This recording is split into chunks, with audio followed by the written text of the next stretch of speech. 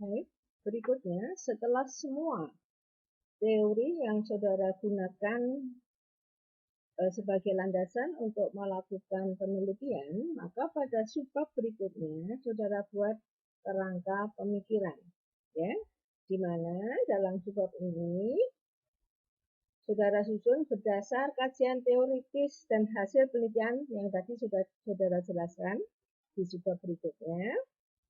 Kemudian ini nanti bisa digunakan untuk sebagai argumentasi saudara dalam merumuskan hipotesis.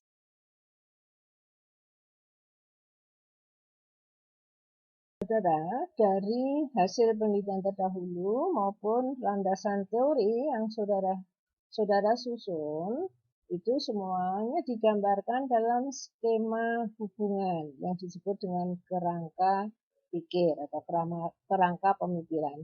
Di sini diberikan contoh, misalnya bank itu kan fungsinya menghimpun dan mengalokasikan dana. Menghimpun dana bisa berasal dari dana pihak ke satu atau dari ekuitas yang akan menentukan struktur modal perusahaan, dan salah satu rasio yang bisa digunakan adalah CAR, ya, yang saudara gunakan dalam penelitian ini. Kemudian dalam aktivitas menghimpun dan mengalokasikan dana, bank juga akan menimbulkan atau menghasilkan kinerja keuangan bagi bank yang bisa diukur melalui kualitas aset, likuiditas, maupun profitabilitas. Nah, kemudian saudara jelaskan di situ, misalnya dalam likuiditas yang digunakan dalam penelitian adalah LDR dan IPR yang tadi di landasan teori sudah dijelaskan, aset quality, NPL dan APB, profitabilitas, pupuk, dan ROA.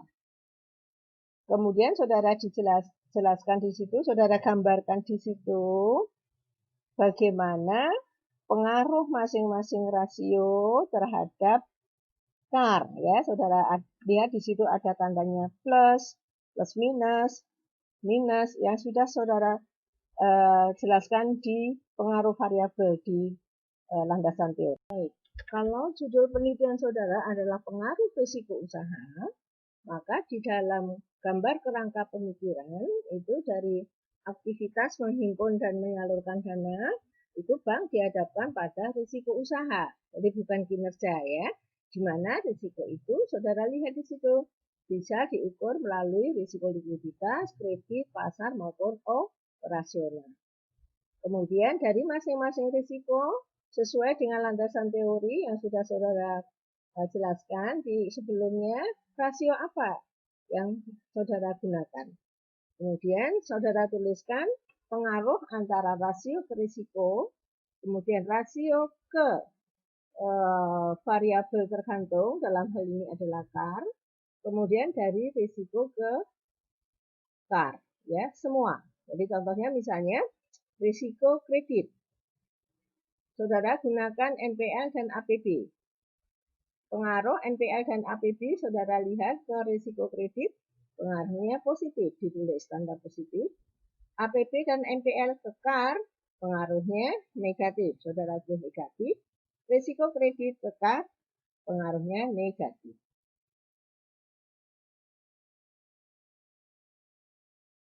Baik, di sini diberikan contoh, kalau judul penelitian saudara adalah pengaruh risiko usaha, tapi variabel tergantungnya adalah ROA.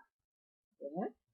Maka di situ saudara gambarkan risiko usaha apa saja yang saudara gunakan dalam penelitian saudara.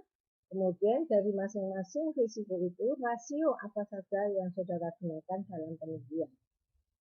Baik, saya berikan contoh misalnya risiko operasional. Rasio yang saudara gunakan adalah FOPO. Kemudian pengaruh FOPO terhadap risiko operasional adalah searah, positif. Kemudian pengaruh FOPO terhadap ROA adalah negatif, berlawanan arah. Kemudian saudara gambarkan pengaruh risiko operasional terhadap ROA adalah berlawanan arah atau negatif.